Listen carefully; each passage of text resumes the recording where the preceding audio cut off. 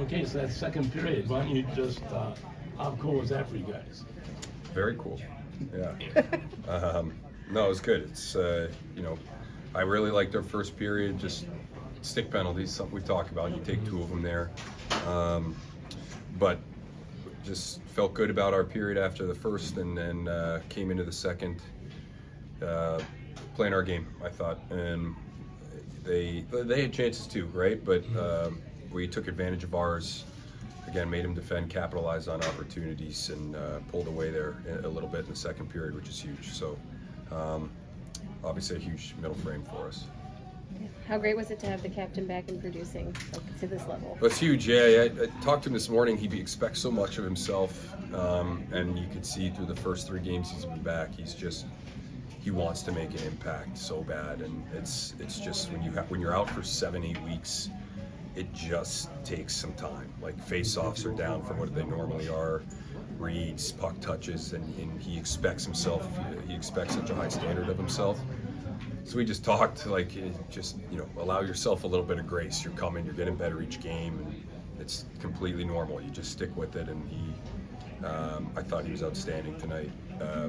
Obviously gets rewarded with the 2 goals, but he did things all over the ice. Face-offs were good, competing. He led for us.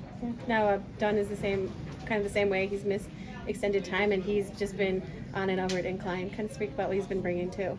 Yeah, I think if you go back to after Dunn missed months, it was a little bit of a steady incline as well. It's just natural when you come back from injury, but he's clearly found his stride. 7 goals in the playoffs. I've been excited to get him into some playoff hockey for years. Been with him for a few.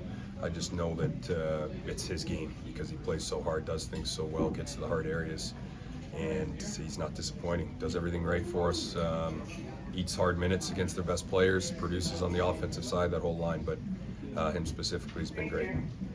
Trent, you guys played pretty well in Hershey, even though you didn't win those games.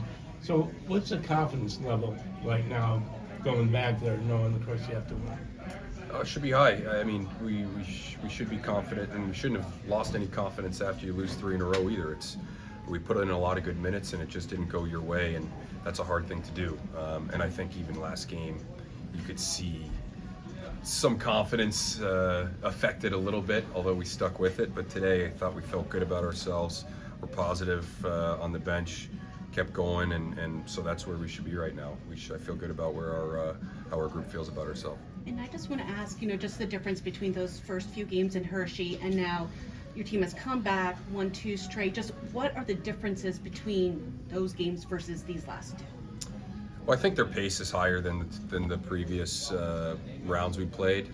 Different style, nothing against Syracuse or Belleville, but they just played a little bit of a higher pace, and that you have to acclimate. I thought it took us about 30 minutes in the first game to get there.